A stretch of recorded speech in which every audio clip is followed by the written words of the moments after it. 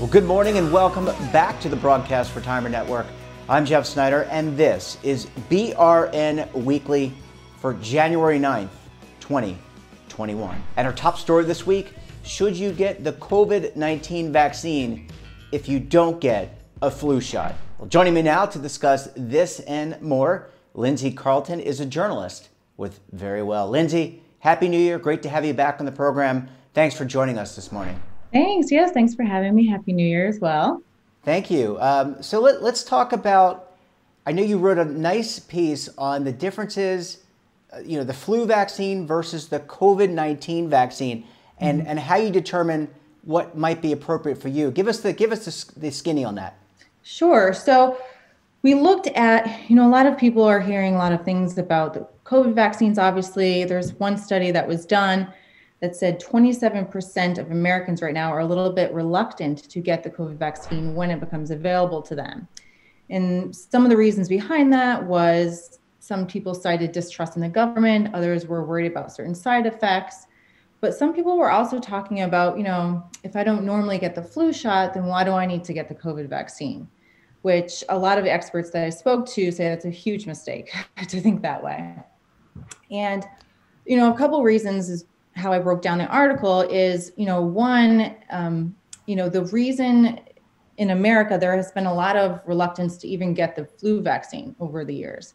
We read statistics that were saying almost half of Americans don't get the flu vaccine from 2010 to 2020. Now, that's a lot of people not getting this preventative flu shot that can help you not get sick and also help you not get hospitalized, help the people around you not get sick.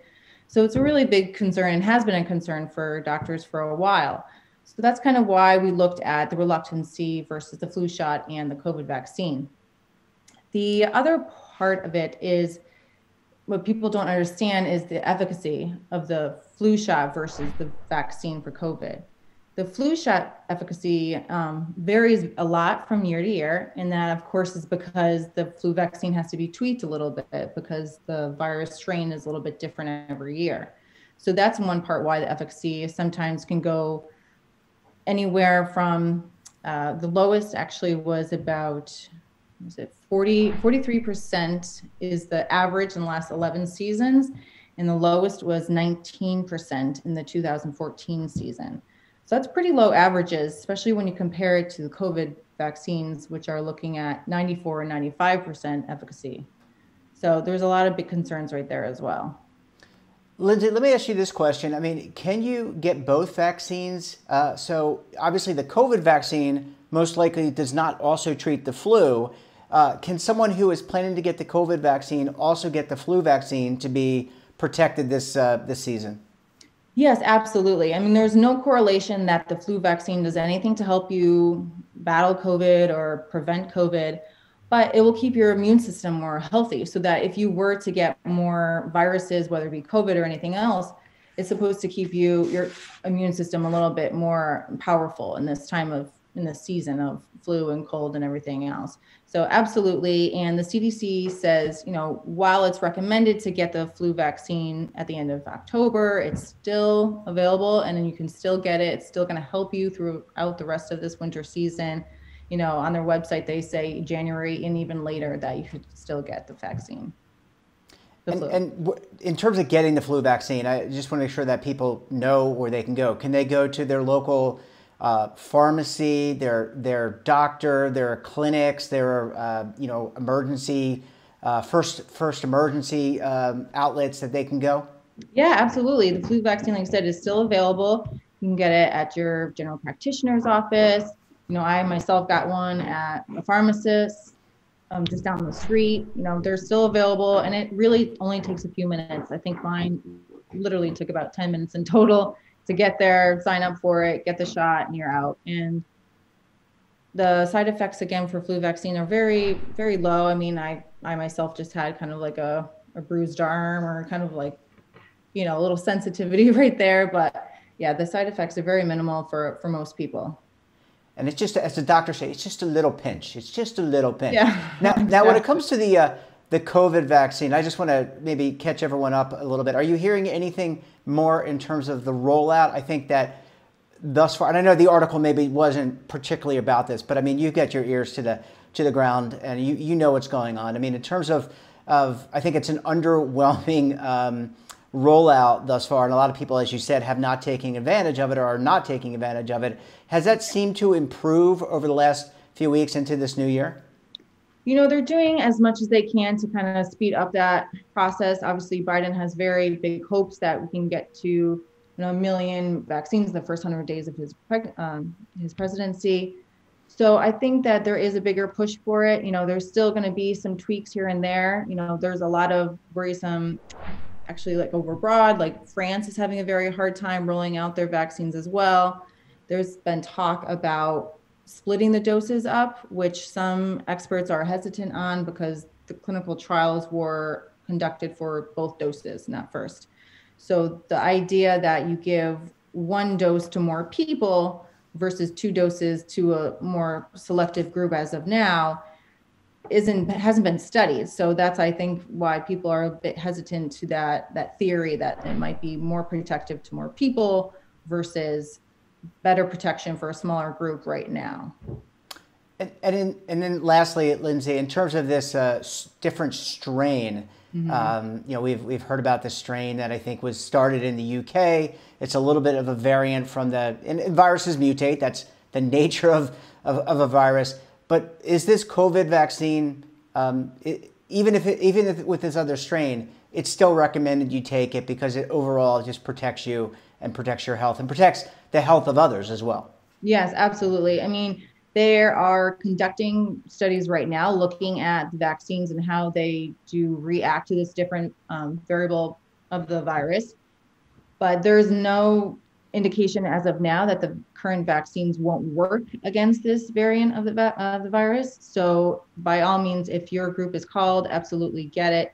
You know, there are, I think CDC just released, I don't know if it was yesterday or this morning, new guidelines on the allergic reactions to the vaccine. So if you do have a history of allergic reactions, that is something you should definitely speak with your medical provider about. It's very important. But other than that, you know, the side effects are here and there. But again, this is kind of how vaccines work. You're going to see certain side effects pop up when you start doling it out to a much larger population. You know, there's stories even on cosmetic fillers. People have had some reactions, whether it's pumping up their lips, kind of that kind of thing. But again, a very small percentage of people. And again, these types of things are going to happen when you start rolling them out so large wide. Yeah, absolutely. I mean, nothing is perfect, and you're going to have, you know, the one side effect you want to avoid is death, which obviously would be heartbreaking. And hospitalizations. The hospitals are really, really crucial right now. In California, they're really struggling with the ICU and the spaces that they have available. Yeah, absolutely. Well, Lindsay, it's always a pleasure chatting with you, and we appreciate you coming on the program and sharing a little bit of your insight. Thanks so much for joining us, and we look forward to having you back on the program very soon. Thank you. Thanks so much for having me. Thanks, Lindsay. Great to see you. Thanks for sharing your perspective. And when we come back, our best segments for the week. You're going to want to stay tuned right here on BRN Weekly.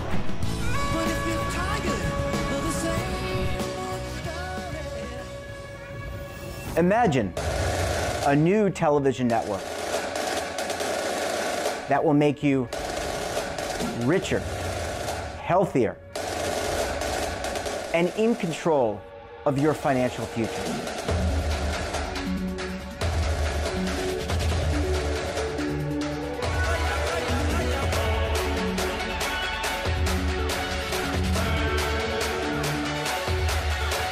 This network is for the policewoman in Nashville, Tennessee, the baker in Dubuque, Iowa, the teacher in Lexington, Kentucky.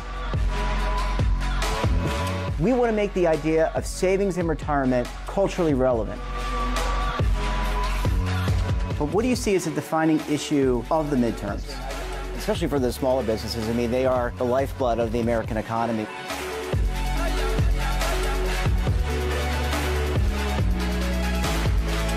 featuring exclusive interviews, current affairs, and docuseries.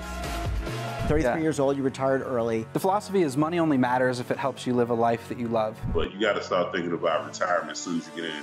The Broadcast Retirement Network will drive very high engagement with premium partnerships. So this isn't retirement and savings for your parents or grandparents. This is for all Americans. And we're going to change the way you think about money.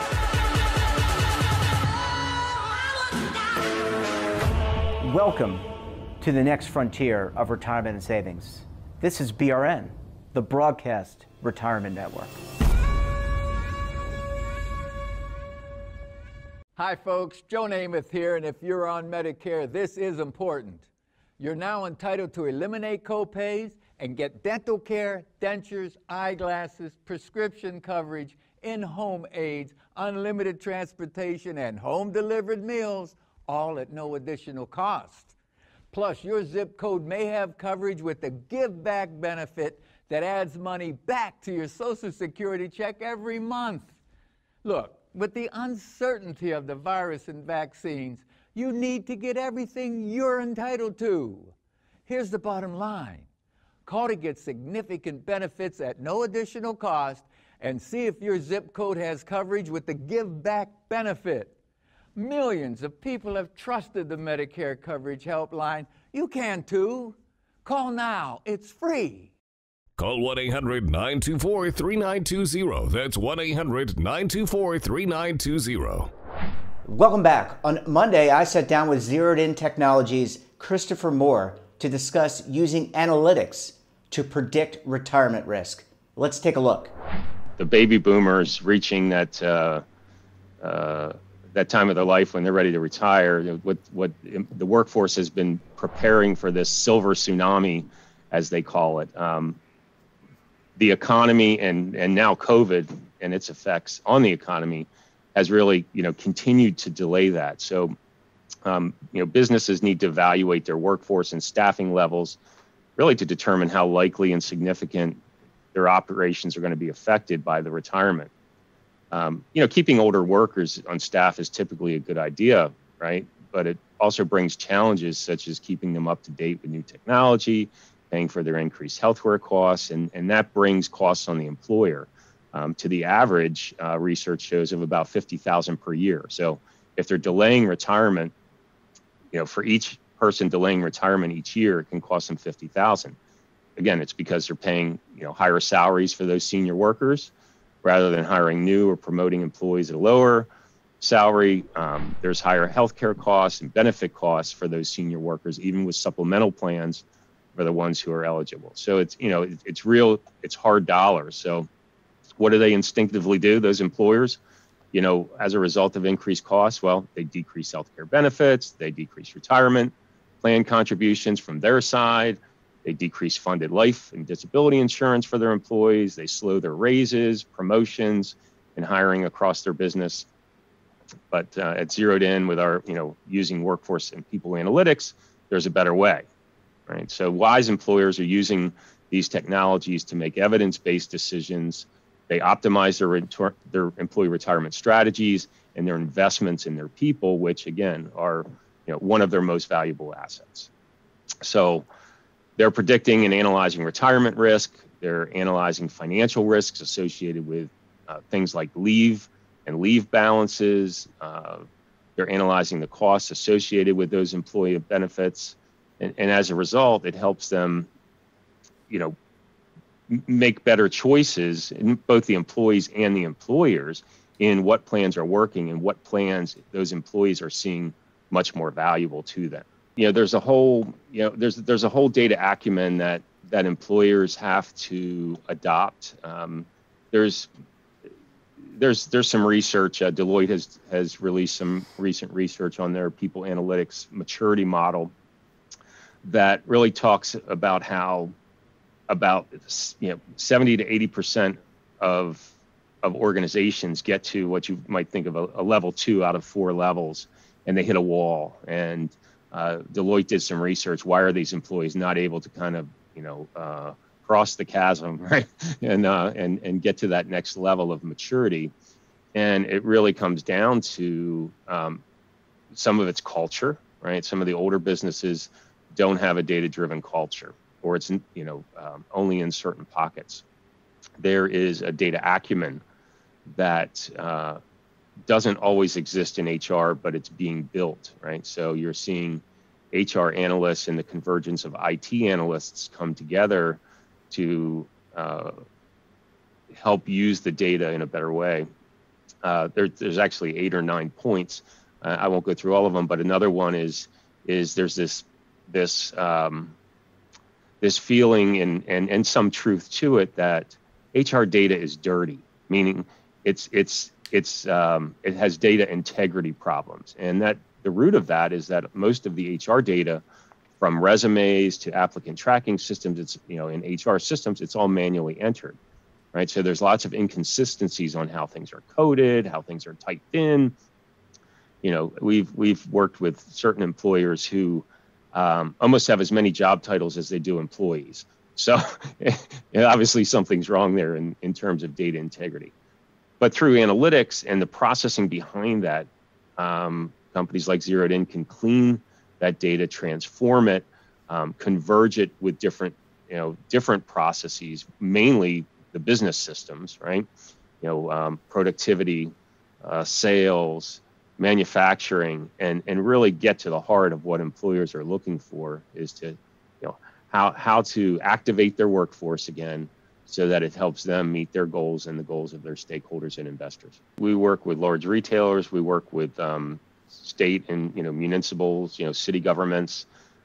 Everybody has people, right? Everybody is experiencing the same challenge. The stakeholders may be different. Some may be constituents, some may be stakeholders or shareholders, but it really runs the gamut. At the smaller level, those employers may not be investing, depending on how small they are. If they're between 2 to 50 employees, they may still be using spreadsheets. They may be using a payroll service and not using an HR system per se. But what becomes important to them, and where analytics comes into play, is benchmarking. Right? All small employers want to know, am I doing the right thing? And analytics helps bring benchmarks, around retirement, around retirement risk, around benefit expenditures, that help those smaller employers get feel better about the investments they're making because they're in line with the industry. And on Thursday, I sat down with Inside Higher Ed's Rick Seltzer to learn what colleges and universities are planning for the spring semester. Let's take a look. It seems like we were just talking about closing the fall semester, and in some cases we're just getting information on how the fall semester went, whether that's financially or tallying up what virus mitigation strategies worked. And already we have some places that are either welcoming students back for spring classes, or now in many cases starting to modify their plans to welcome students back. I have not seen firm tallies yet, but I think it's safe to say that we've seen a significant number of institutions announce modifications for their spring plans as we have these very high COVID-19 infection totals and rates across the country. Some colleges and universities have been delaying the start of in-person instruction. Some have been pushing back the start of the spring semester entirely.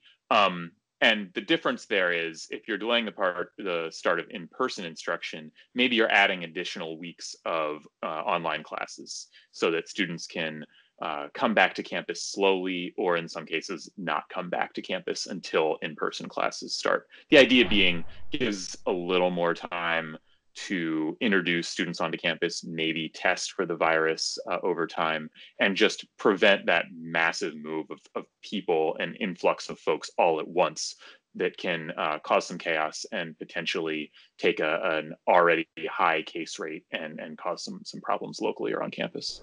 I've seen no firm numbers to suggest a break from what we've seen in the fall. And generally speaking, what we saw there was the institutions that tended to enroll part-time students, tended to enroll adult students, tended to enroll the students who maybe were not firm in their college plans, are the ones that felt the largest enrollment hit. So your community colleges, your colleges and universities that don't have the biggest brand names are really the ones that we're seeing the most enrollment pressure, broadly speaking. There are always exceptions, but broadly speaking, that's the way it unfolded. I would expect that to continue into the spring semester. If you kind of game it out from the perspective of the student, things probably look worse now from an infection standpoint than they did back in whether July or August.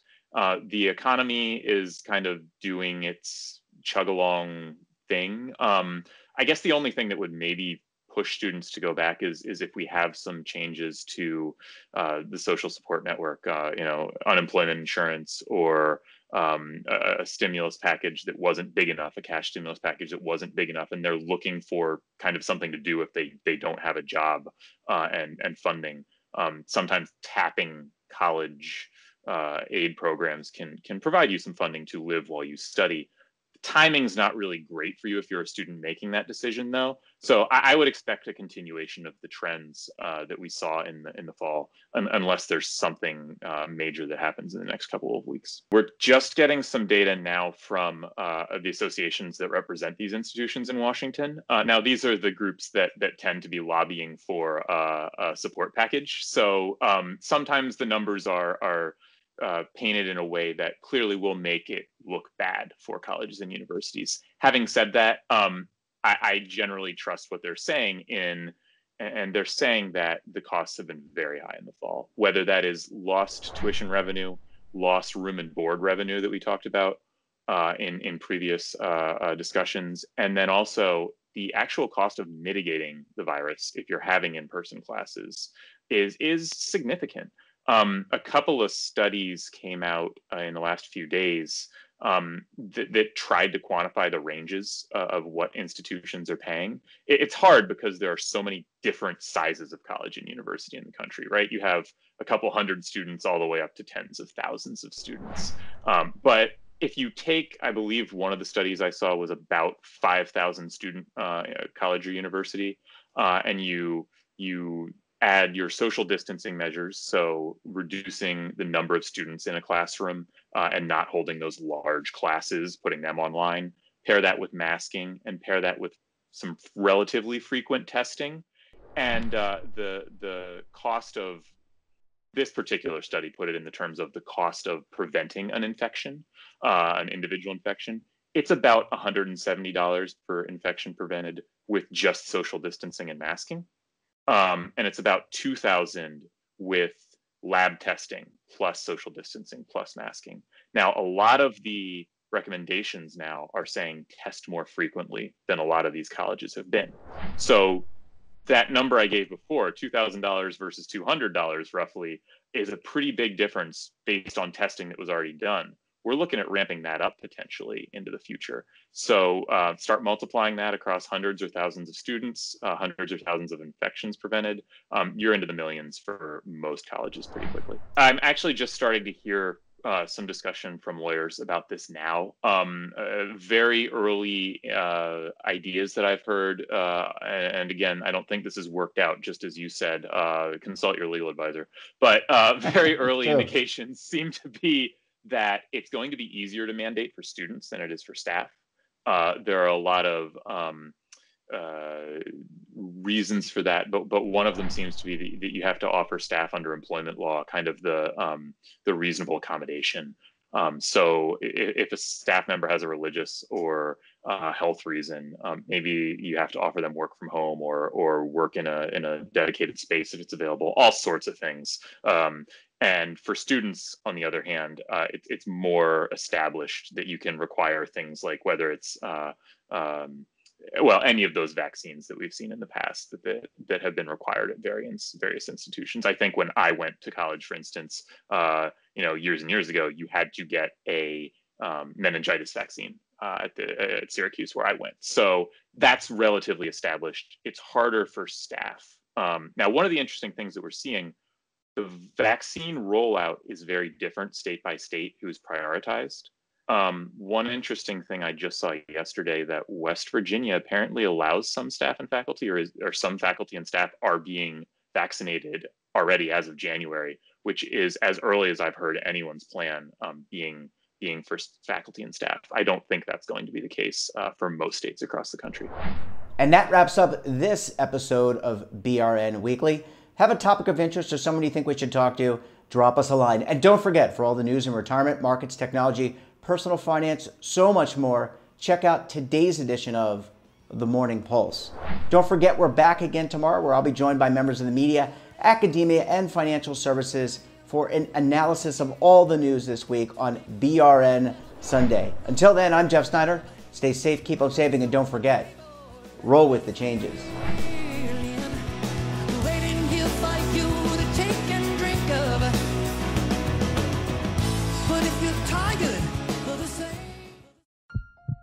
Are you being audited and do you owe the IRS $10,000 or more in back taxes? Is the IRS threatening to take more of your money? Don't fight the IRS alone. The Tax Doctor is here to help you negotiate your tax bill and reduce your stress. The IRS can freeze your assets and seize your bank accounts, but you can stop these IRS actions. The Tax Doctor will work with you using our years of experience to represent your case to help you get the best resolution under the IRS guidelines. Help is here to deal with the IRS to reduce your stress. We've handled thousands of cases, so we know what we're doing. If you owe $10,000 or more in back taxes, do not call the IRS alone. Call a Tax Doctor now for a tax emergency analysis. Call 800-224-6439.